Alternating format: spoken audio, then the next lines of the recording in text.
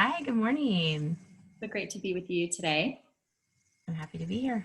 Thanks. Well, this is an exciting conversation. We're talking about this year's Race for Healing and ways that people can be involved, and particularly how people can fundraise for the cause. And so you've been enthusiastic about this, and we're excited to hear your thoughts on this. But just to get started, so people know who each of us are, I'll start. My name is Jenny Stith, and I'm the Executive Director of Wings, and really honored to serve in that role. Really passionate about being in solidarity with other adult survivors of childhood sexual abuse, and really wanting to create a world where all survivors have the resources they need to speak to heal and to thrive. And the reason we created the Race for Healing many years ago is to try to create that day where everyone has access to those resources, and in part to breaking the stigma and helping more people talk about this. So certainly with COVID, we had to pivot last year, and we're pivoting again this year, but we met you last year through our Race for Healing last fall. And so tell us more about who you are and what you do in the world. Sure. So my name's Andrea Koyman. I am an avid runner myself. I've run multiple races. I also coach. I work for Roadrunner Sports, which is a running store. So you could say my entire world is focused on running. I am also a child sexual abuse survivor. So I found Wings Foundation about, I'm going to say 2.5 years ago, maybe 3 years ago, when my therapist said, you should connect with other survivors, and she gave me the website. But I'm in California, and Wings is located in Colorado. So I went ahead and signed up for the newsletters just to be able to see, well, what information is Wings providing that might help me or keep me connected. And I always found, the emails and the website very informative. However, last year with COVID, all of a sudden seeing this Wings for Healing virtual event come up, it was something that was a passion of mine because I am a runner, and it was virtual. So now I could directly link in with the organization that's been in Colorado, and I'm here in California. So I was thrilled. I was thrilled at the opportunity to be able to join in an event that was not only my passion, but also something that meant so much to me because I myself have been working on what that path of healing looks like. It's so powerful. I really appreciate you being so transparent about that. And so talk to us a little bit about like how you participated last year and what you got out of it. So last year, I didn't even realize that it had been ever, an actual in-person event. I just thought this was, this great month long. It was formatted last year as a month of healing. And so I looked at that and I said, okay, well, I'm going to register for this event as a fundraiser. And every day I'm going to do something in solidarity, in connection with to raise funds awareness for this cause. So and I didn't know what that looked like. Really, I knew I'd be running or hiking. The Wings Foundation had set up, some Zoom calls and some trainings, and they were encouraging you to take time to read, take time to do yoga. And so I thought, gosh, this encompasses so much. But I was going to say September is the month, and I'm going to do this. So I registered, set up my fundraising site, and then I immediately shared on social media that I was taking this month-long journey. Did you know that, September is Survivor Awareness Month? Did you know that? And in doing that, I linked up my fundraising page, and people started donating. And then, I shared, I'm also on a social media network called Strava, which is for athletes to upload their physical fitness activities. So as I was, uploading my activities, I also put little notes in there like, join me in my month-long journey of awareness and solidarity and, community. And so it was just these small little drips every day that I just, as I did things, I just posted about it. That's awesome. And I remember you said last year that that felt good to you because it was like that's been done for issues like breast cancer or other things that people have accepted are an issue. And so it felt affirming to you, I think, to be able to do that. Could you share more about that? Absolutely. So for me, when I posted, I always look at my social media page as a journal of my life. So when I post something like a picture of a sunset or, or some flower that I see, or maybe pictures of my family, I'm posting things on there because that to me, I can look back and it is like my diary, but something that I'm openly sharing publicly. When I'm posting things, I'm not posting things because I need a million people to like it or to reshare it or repost it. To me, that's something I can go back and look to later. Of course, it is nice when you post something and people do support you in your mission or your cause, but my post was more for me. Like I was taking this journey, this month-long journey with Wings of healing, and I posted about it. Now, what happened for me is once I posted, I had people donating money, as they do for, for cancer or, if for whatever you're raising money for. But I also received, private messages from people saying, thank you so much for sharing this. Some people sharing personal stories about what happened to them in their lifetime. And what's interesting too is I didn't make an admission when I made my post that I was a survivor myself. In fact, I wrote, I'm inviting you to support Wings and my month-long journey to bring awareness, solidarity, and strength to CSA survivors and this issue. So I didn't even say at that point that I was a survivor myself, just like people that are raising funds for breast cancer. You don't have to be a breast cancer survivor to have empathy or compassion or want to raise awareness or be a part of that network of people that support the person that had breast cancer. And this is no different to me.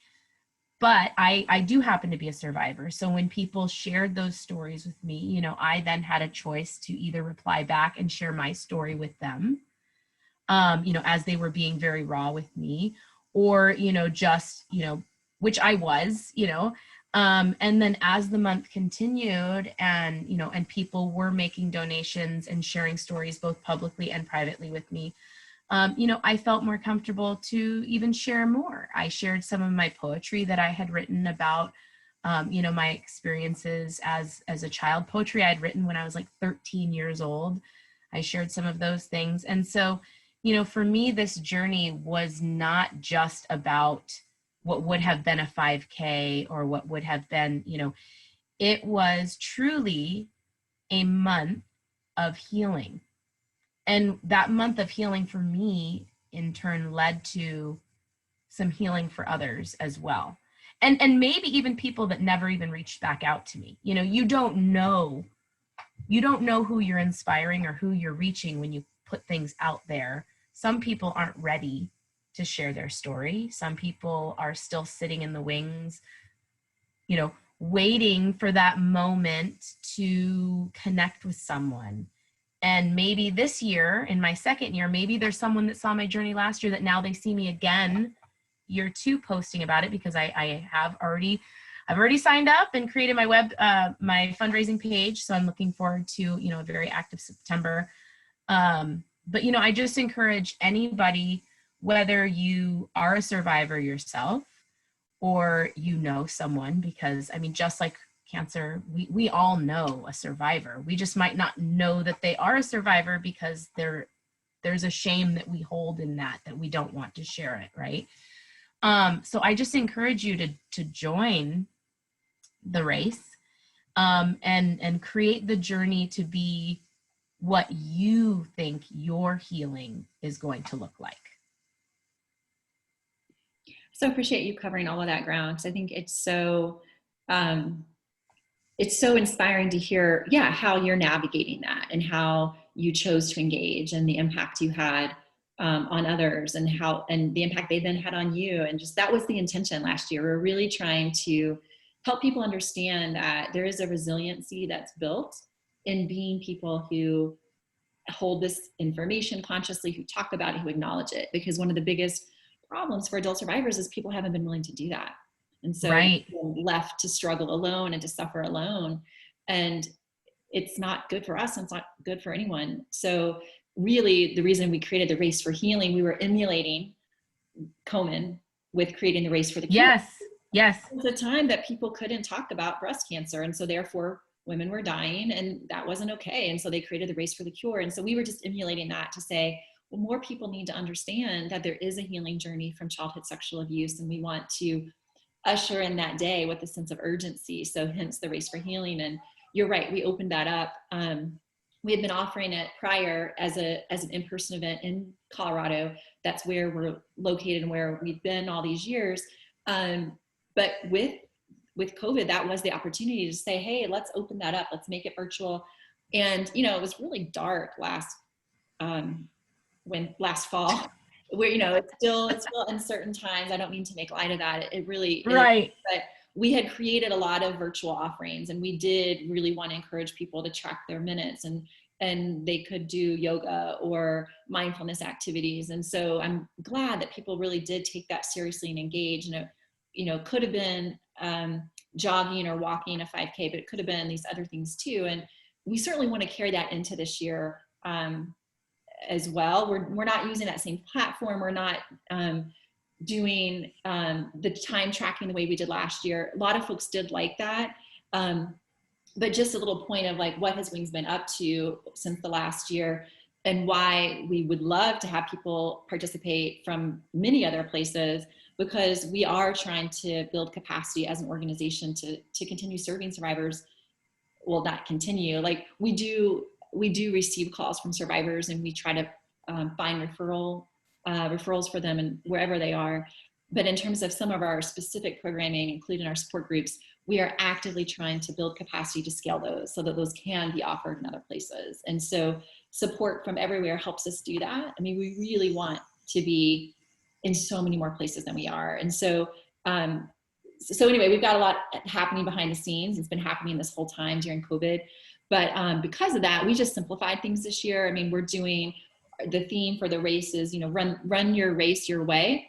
And so you can still do the myriad of things that were offered last year, just track it on your own time, and, you know, share whatever feels right to you on your page, snap a picture, post it on our page. We would love that. But just to say, you're actually on the committee this year. You're helping us. That's right. After last year, I was just so moved by the experience.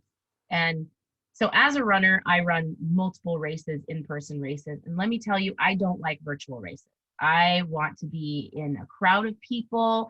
I want to be surrounded. I want the music. I want the finish line. You know, I want all of that. And so for me to feel so connected to a virtual race last year, it was in part because it was so near and dear to my heart, because this was my race for healing last year. And so after the event, you know, Jenny, I wanted to be more connected and wanted to see how I could help, you know, Wings with this year's event, which we were pushing for, you know, we were doing our best to get that in-person event experience. But, you know, this year is still so uncertain. And the good news is we don't have to can it. It doesn't have to end because the in-person event isn't happening. And to me, you know, it still opens up this great opportunity to connect and reach in other areas. You know, I have Facebook friends and people that follow me on Strava, you know, in multiple states from other countries. And, you know, and you have to consider every time you get on a Zoom call, one of these massive Zoom calls, and you're looking at 100 faces, statistically speaking, a good portion of those people on that call are exactly like you in terms of their trauma-based experiences with child sexual abuse. But we're not going to bring that up in that Zoom call. But hey, I have this September month of healing where I can share my stories. And not even, it doesn't even have to be my stories. I can go on to the Wings website. There are all kinds of things that you can pull from. Myths.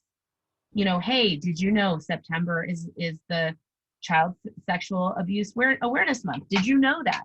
Let's break down some of these myths together and post a myth. You're not claiming ownership of being, you know, a survivor, but you're still breaking down the stigma because you are talking about it. And wow, I mean, as disappointing as it was when, when we had to say in-person events not happening this year, we have a great opportunity as a community of survivors and supporters of survivors. And, we have an obligation really to take this and share it, you know, run the race your way. What does that look like to you? Does it mean sharing it one time? Does it mean creating that fundraising page? Does it mean posting a statistic? Does it mean just registering and doing nothing else but making that initial donation? Whatever that looks like to you, there's no wrong answer. There's nothing you can do wrong in this case. Even if right now you just think, I can do nothing, but I'm just watching this Zoom right now, that's still a step. That's still something. And just let the tide move you, because it will move you in the direction that it's meant to. But I'm thrilled. I can't wait to get started again. I have my first post planned to go out this Friday. So I will be posting every day, but I have very intentional posts that I'll be making every Friday, starting this Friday before the September launch.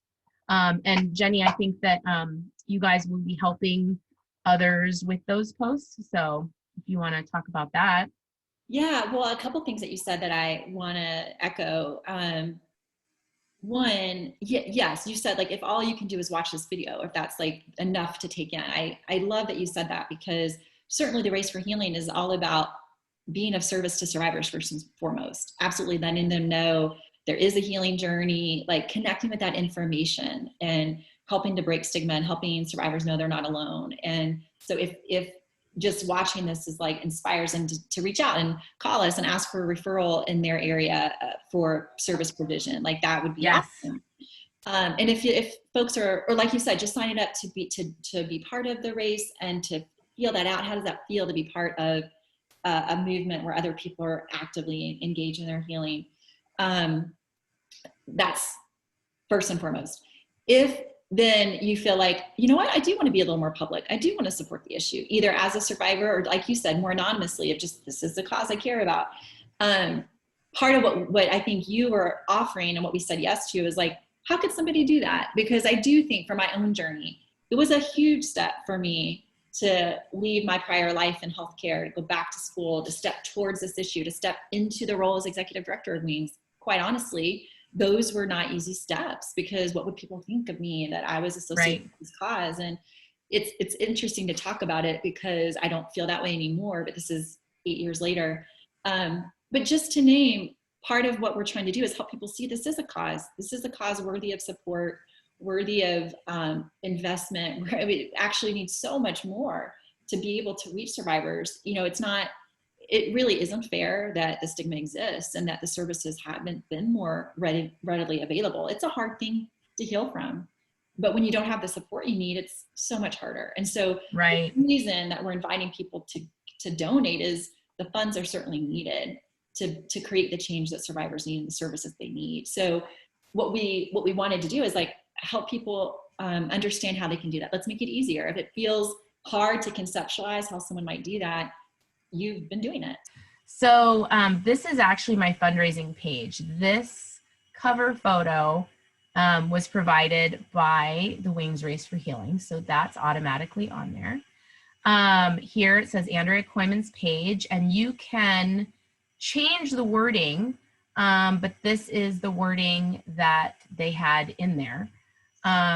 Childhood sexual abuse remains one of the least discussed and most pressing public health issues in every community. So it's already in there. You can upload and put your picture or not. You can put a picture of a cat or who knows what you want to put in there. And then, in here, I already made when I registered, my registration fee went in there. And then I additionally made, an additional donation. But you get to set your fundraising bar, and I set mine to $5,000 this year. I can't remember what I raised last year, but I think do you remember? Was it like $3,000 or something? What did I end up raising? Impressive. I'm sorry, I didn't have that with me, but it was impressive. It was amazing. Yeah, I didn't know what to expect. So this year I just thought, you know what, I'm going to try for $5,000. So as you're in here, you know, I can make little comments. I can go ahead and share it, but it's very basic. And I take this link and see there's the donate button right here. So when I make my posts on social media, um, I will include my fundraising page link always. And then additionally, what I do is as people make donations to my page, I go back and I thank them and tag them, you know, as long as they've made a donation, you know, without the anonymous on there, then I thank them because anybody that's on social media, you know, part of it is you want things to just keep popping into the feed. And so one of the easiest ways is when I make a post with my fundraising page, then as people are thanking me, I make comments underneath my fundraising page post. And then it just keeps kind of like popping into the feed, kind of like little drips for other people to see. And since I'm doing it for a month, there's people that might look and go, oh yeah, I really want to donate to that. But then, you know, life, right? And then when it pops back in 2 or 3 times, like, oh yeah, that's right. And, you know, I mean, I had people making donations anywhere from $5 to $100, you know, it just, and that's the other thing is there's no donation too small. But then I also invited them to join me. Like, hey, if you don't want to make a donation, register. You know, join me on a run one morning, or just, you know, or just register to be a part of the journey yourself. So it's amazing what people will do when they're invited. You just have to sometimes extend that invitation. You know, I'm not just raising funds, I'm inviting you to join me. Like, wow, that's pretty, you're inviting me? Yes, I'm inviting you, come on. Yeah, into this really brave conversation. And you said this earlier when we were chatting. Well, let's get into a couple more questions. What do you plan to do Okay, um, this month? so for me, my main 90% of what I do is running base. However, I plan on reading some books. In fact, I had a friend that had sent me a book, and I don't have it here, but I plan on reading a few books that are also on the same topic for, you know, for child sexual abuse survivors. So I'm going to use this month and I'm going to jump in for me. I'm going to take the time and focus on me. If other people want to join me on the journey, that's great. But I'm going to do some running. I'm going to do some hiking. I'm going to do some yoga. I'm going to do some reading. And then I'm just planning on just sharing little things. So on Strava, when I upload an activity, you know, it might be like yoga, 30 minutes yoga. And then in my comment section, you know, did you know that September is, with my fundraising link?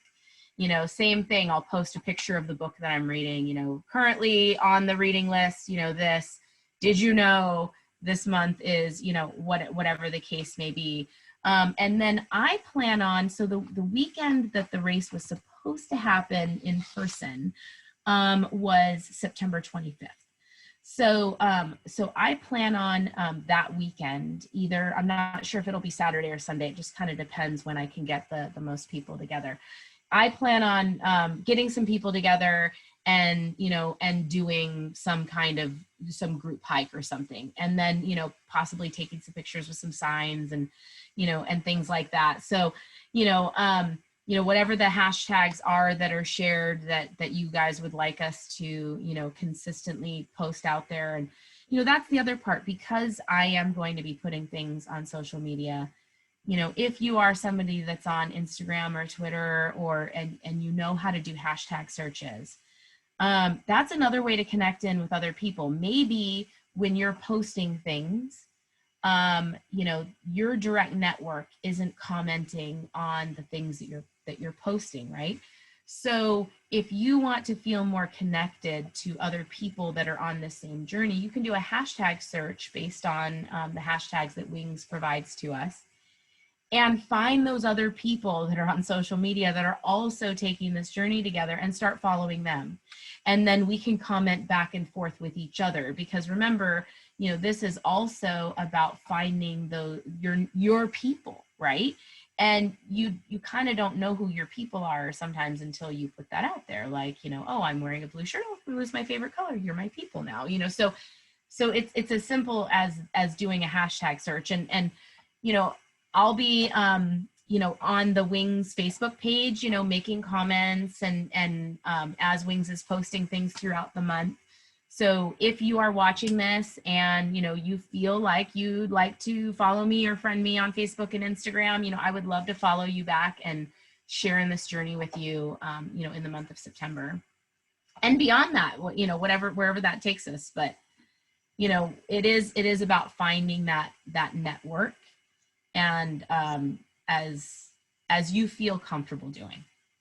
I love that. That was the point I was going to say earlier, but like this idea that, because what if we put ourselves out there and we don't, nobody responds, like nobody, you know, it's a funny thing in social media anyway, but Yeah. as a survivor, we don't, you know, it can be a natural tendency from our trauma to feel rejected or to feel unseen or to feel unsupported. And like, we don't want anyone to feel that way. And so I was asking your thoughts on that, and you had an interesting perspective.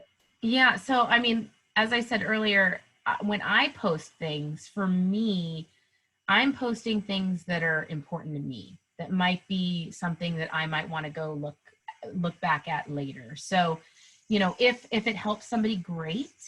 But really, you know, this is my month of healing, and that's how I approached it last month. And I was fortunate to have, you know, a good response. But, you know, after I've run races, let's say earlier this year, I ran a race out in Georgia. And after coming home from the race, you know, I just, you know, I had this buzz about it, like, oh my gosh. And I wanted to see other people's pictures and hear other people's experiences. So I did a hashtag search on Instagram, and immediately, you know, things pop up. So I was able to see pictures and read people's race reports and see things. So I think if you're not getting the response that you want from your page, remember that your page is still very limited to what is out there, you know, on the internet and what you could potentially find. And so, you know, utilize Wings. Go to the Wings Facebook page. If you feel that you're not getting the community or the network or the validation you need, link back in with Wings. You know, post on one of their posts, like, is anybody else experiencing this? Private message them if you need to. I mean, that is what they're there for. You know, don't let that stop you from, you know, living your truth, sharing the experience, supporting others.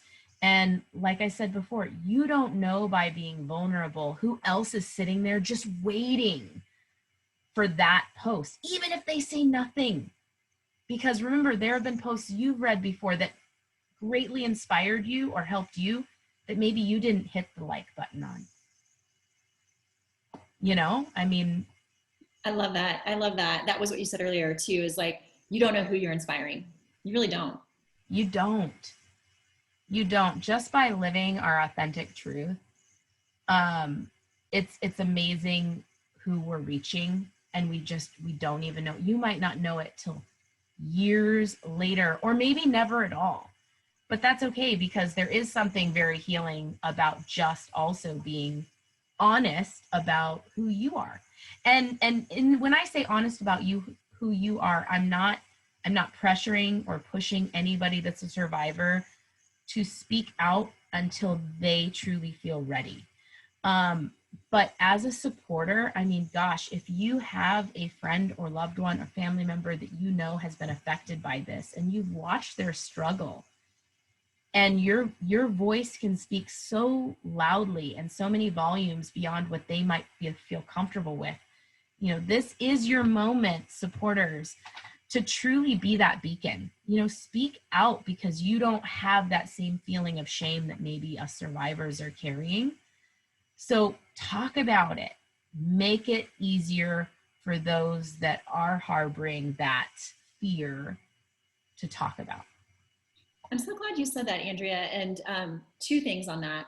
One, something we're working on in September is actually a video to help people understand the issue in stronger ways. It'll feature some survivor stories. It'll feature loved ones and providers talking about and modeling what to say and how to do that. And so everybody that signs up for the Race for Healing will get a preview, a special preview to watch that and let us. Yay! Yeah. So that's something we're kind of busy working on behind the scenes, because again, this issue just needs so much more attention and education. And So we're excited about that. But the other thing you made me think about is starting September 1st, if folks are participating and if supporters, as you said, are watching, what are some things they can say? Because they may not know. I don't even know what to say. That would be encouraging. Right. The very first post that I made was just, did you know that September is Child Sexual Abuse Survival Awareness Month? Did you know that? Because I think that a lot of people don't. I mean, it's very common now. We know, February is Breast Cancer Awareness Month. I mean, there are certain things that have, even Pride Month, there are things that now have been spoken about so regularly that we know. Ask someone when Christmas is, they can tell you. I mean, it's the reason people don't know what September is strictly because it just hasn't been widely talked about. So I would say the opening comment is just, did you know that this is what September is? And then if you feel so bold and brave to continue the conversation throughout September, whether that be, every day, whether that be just once a week, maybe a couple times in that month, I think that's just a very valid question. Did you know that that's what this is? And here I am standing, to raise awareness, to raise funds, to reduce stigma, to break down myths, and none of that is saying that I have been directly affected. I'm just saying, hey, this is what September is. People that celebrate Pride that doesn't mean that they're gay, right? They are standing in partnership and in, with the LGBTQ community. This is nothing different than raising money for cancer or raising awareness about any other group or organization. It's just because of how you might have been affected by it, we're fearful to talk about that, because what will people think of me if they knew? And I think based on my experience, the vast majority of people are just so sad that I had to ever go through that. And that really is, and it's not that they feel shamed for me or that I'm dirty or unclean, even though that's how I have felt in my lifetime. I think that they just look and go, man, I'm just so sorry you had to go through that. But boy, you are just making your way. And that's really what anybody is doing. We don't know what's paining anybody in their life, right? Everybody has something. This just happens to be mine. Yeah, well, I appreciate you naming that, because I think a lot of survivors go through that where we feel like we've done something wrong, and in the healing journey we realize that's not true. Something was done to us, and disembodying that shame is a part of the healing, right? And so Right. your comment made me think about one, even though our support groups are only available in Colorado right now virtually, and we are working to scale those because they are really valuable to survivors when done with in conjunction with a trained therapist. And so we're also building out some things. We're doing a lot behind the scenes to help people have what they need to better serve the population of survivors. But in the meantime, we do have a handbook that is really useful. When I first encountered Wings, I was like, oh my gosh, this combines about 100 books I read on my own. It's really got a lot of good information, and some of the topics that might be relevant to this whole conversation. How do I know if I'm ready to disclose, if I want to disclose? Like, there's a whole chapter on that. And again, it's like honoring where everybody is in that conversation, but we'll put a link to that. It's available for purchase on Amazon. It's available on a sliding scale if survivors can't afford the fee. And so that might be a nice resource if people don't know that it's available. It absolutely is. We can ship that to you. The other thing that made me think about, so giving supporters a couple phrases that they could say that would feel empowering, just to know that you're someone stepping up for the cause. It doesn't have to be that you're a survivor. Like, I'm watching your page. I'm watching Andrea. Yeah. First post. Did you know? What can I say? What could you say if you see that post, or feel affirmed and like good about doing it? Oh gosh. I mean, when I see people post things, there's the like, there's the love, there's the heart, I support you, I'm here for you, let me know if you'd like to talk, you can always say things like that. But for me, when I posted that question, I was very surprised by the love and compassion that people had, you know. And I think it's similar to, you know, if you were raising money for breast cancer or anything else, you know, people don't like the idea of someone having suffered.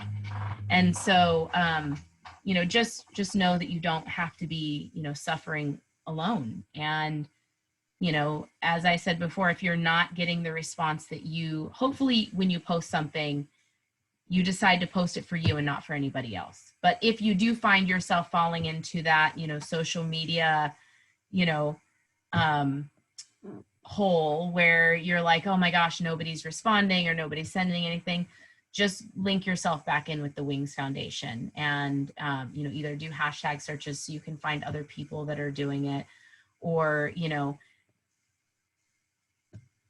or make the comments on the Wings page so that you're, you know, at least getting that engagement that you were looking for, because you're not going to post something there and not get some kind of response back. Yeah, I love that. And just to say too, the statistics on this issue are, you know, 1 in 4 girls, 1 in 6 boys, unfortunately, will be sexually abused before the age of 18. Traditionally, only 1 in 10 are reporting in childhood. So 9 in 10 are becoming adults who never got the help they needed. And so that means 1 in 5 adults, 1 in 4 women, 1 in 6 men, 1 in 5 adults are, so like you said, any room you're in, anytime, anywhere, 25 to 40% or more of the people actually have experienced this trauma. And so, yeah, so just being somebody that is in this conversation, that's willing to stand for this truth, that's willing to speak about it, to post about it, takes something, you know, it really does take a sense of courage and resilience and presence. And, you know, so comments that anybody can make would be potentially, it's amazing that you're standing up for this. You know, yeah. Thank you for sharing that with me. I had no idea that this was such a big issue and that so many people that I might know have been impacted. You've woken up to something today. Thank you for. Well, and the myths page that you have also, like if you go through and you read the myths, it's funny because as I was reading the myths, there are some, even as a survivor myself, I read and I thought, well, that's interesting because I thought that too. You know, it is just crazy. So know that some of the posts that you could potentially make, you know, you're on a path of educating people about, you know, just what should be common knowledge, but it's not, you know. And how are we going to make it common knowledge where we have to talk about it? So, you know, whatever you feel comfortable. And also remember that you get to own how you respond to things as well. So if, you know, so if somebody makes a comment, you know, and, or sends you a private message and wants to talk about things at any point, it is your right to say, I don't feel comfortable about talking about that any further than this, but thank you for your support. You know, thank you for your support, you know? So, you know, just remember that, you know, this is the one beautiful part about the healing process is I get to control this part of it, right? There are things when we were in the position we were as, you know, as children, that we couldn't control. We didn't have the bandwidth or the ability to do that. But now, how empowering it is to say, you know, this is now my journey. That's a part of my story, but that is not who I am. This is who I am, and this is how I get to live my life now. That's awesome. I love those points too. And to echo, you can always refer them to Wings. Like if it starts, yes, I think this person is needing something more than I can give them. You can just say, you know what, feel free to reach out to wingsfound.org and contact them for support. So, absolutely. and then the other thing that made me think about one final way people could support, like a best case scenario, if someone's watching, this is totally new to them, they had no idea this is an issue, they're starting to see people say that they are standing up for this. to reshare it, to say, you know what, I stand with Andrea. Absolutely. Yes. I just learned something new about this awareness month, and I'm signing up for the Race for Healing, or I made a donation, and I'm encouraging you to take a look also. And that would be, because then, like, you know, if we could each influence one person to know more about this and to hold it and to engage with it, would really make a big difference. So just to, like, sometimes people don't know what a difference they can make, but they really can. Yes. I read once that whoever controls the meme controls the internet. And I hate to say, but right now we see that more than ever with these memes that are so negatively charged about so many things. And how refreshing it can be to post something empowering people to embrace their healing. So, you know, if you're one of those people that so quickly can, you know, reshare a joke or, you know, something, you know, on, then really think about the impact you could have by sharing something like this. I love that. And final thought on that, you know, it's so interesting because it is a hard time. There are a lot of hard issues to look at in the world right now. And some people might think, well, I don't want to accept that reality. That's not pleasant to think about children being sexually abused, and the fact that not only does this affect children, but it really impacts a person throughout their life, and that people I know might have been impacted. There's a natural tendency perhaps to, like, not really want to take that in. Right. But the power of social media in a time like now is this issue has always been a problem for Yes. eons, centuries, and people haven't been willing to talk about it. And there's this thing that I've noticed in the last decade, I couldn't figure out for a little bit, where there was like this regression happening of people trying to go back to simpler times. And it was sort of like, that's a falsity, because issues like this have always been embedded into culture. Yes. Mm-hmm. And people haven't talked about them, and they haven't had the resources they need. And so I came across this statement that was, sentimentality is what a culture does when it's hiding its brutality. And I was like, that's it. That's this whole Yes. like simpler times thing. And so to be, again, people that are willing to actually take on the complexity, take on this issue that, oh, you know, children are sexually abused by people they know and trust, and therefore survivors are dealing with that, and needing people to understand what they're going through, and needing to be seen and heard and supported. Like, I'm going to sit with that. I'm going to, right. You know, like, that's the power that since you brought it up, the memes and the information, like, this is an important time for us. Absolutely. That, yep. Right. I couldn't agree more. And, you know, Jenny and the Wings Foundation will be posting, I believe, Friday posts, fundraising Friday posts, you know, little things to help you, you know, potentially share. If you can't come up with the post yourself, you're like, what should I post? They'll be sending, you know, some little tips or ideas for you to share. And of course, you know, share what you feel is right. And if it doesn't seem right now, that's okay too. You know, we hope that you join in the race for healing and run it your way, whatever that looks like for you. Even if it's not running, you know, walk it, you know, yoga it, read it, you know, whatever that looks like for you. This is your journey, and you know, and we invite you to join us on it.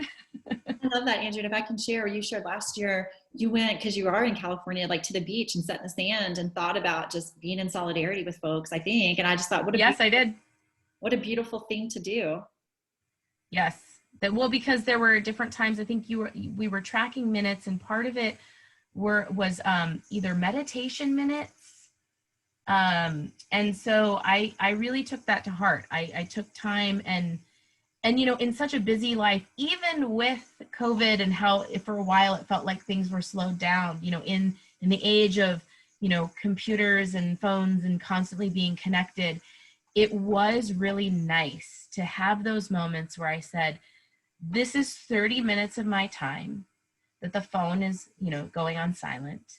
I'm picking a place that's, you know, aesthetically pleasing. It's beautiful. I'm going to stick my feet in the sand and just feel grounded to the earth for a minute, and just shut it all off and ask myself those questions about, you know, what does it mean to be taking this journey of healing right now? What does it mean for me? What does it mean to others? You know, what does that mean? And just kind of let yourself just let yourself go. And that was really nice too. So, that will be this month. I will just be taking, I kind of look at this as like, this is my month to honor the journey I've been on so far, the growth that I've had so far, and the the learning and growth that I still have to come. Because that's one thing I have learned with this, is that I will be in therapy for the rest of my life. Like, that for me is what I need in my life. I need to have that grounding. I need to have that sounding board. And so this process is going to be something that I'm working on and working with, for my life. And so every year I plan on recommitting myself to this, this race for healing, so that I can, remember what it looks like when I wasn't as open to talk about it. Yeah, well, being a resilient person, being, as you said, grounded in life and in healthy practices, and in, actively just being healthy and knowing how trauma impacts us. And I do think that the healing journey is lifelong. I do agree. And I've experienced being able to, again, consciously deal with this versus having it affect me and not know all the ways Right. negatively impacting me.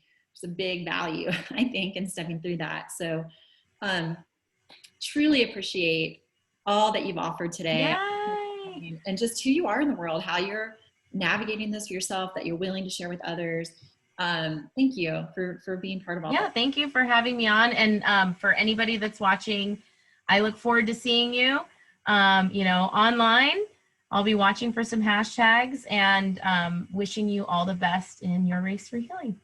Awesome. Thanks, Andrea. See everybody soon. Take care.